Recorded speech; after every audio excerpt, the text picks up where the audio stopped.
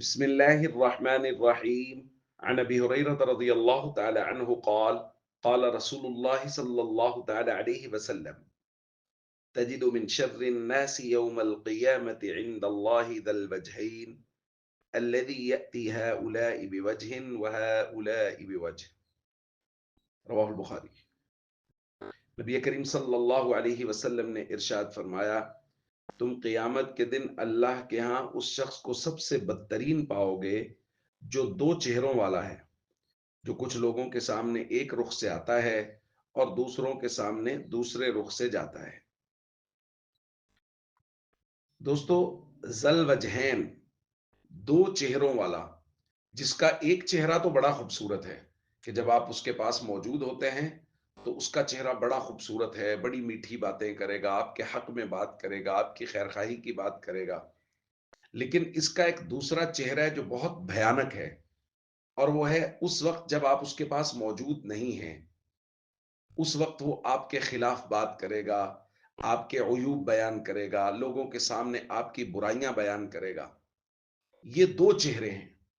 ایک چہرہ جو خیر خائی کی بات کرتا ہے، لیکن اس وقت جب اسے کوئی ڈر اور خوف ہوتا ہے، جب اس کو آپ سے کوئی لالچ ہوتا ہے۔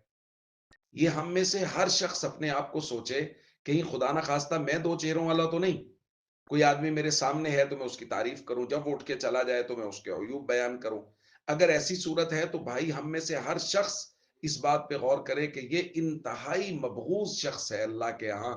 نبی کریم صلی اللہ علیہ وسلم نے ایسے شخص کے بارے میں ارشاد فرمایا: من کان ذا وجہین فی الدنیا کان له یوم القیامت لسانان من نار۔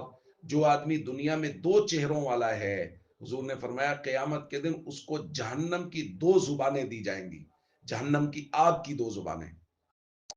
تو اس لیے میرے دوستو، ہم میں سے ہر شخص کو اس بات کا خیال کرنا چاہیے کہ میں ایک چہرے والا ہوں اور میرا چہرہ خوبصورت ہونا چاہیے۔ یعنی کوئی میرے پاس موجود ہے تب بھی میں اس کی خیر خواہی کی بات کروں، کوئی میرے پاس موجود نہیں ہے تب بھی میں اس کی خیر خواہی کی بات کروں۔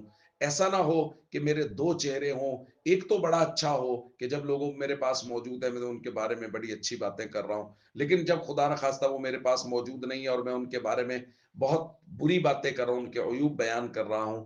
تو بھیانک چہرہ سے بچنا چاہیے، اپنا ایک چہرہ رکھنا چاہیے، ہمیشہ لوگوں کے بارے میں خیر خواہی اور اچھائی کا تصور قائم بھی کرنا چاہیے اور اس کو پھیلانا بھی چاہیے۔ السلام علیکم ورحمۃ اللہ وبرکاتہ۔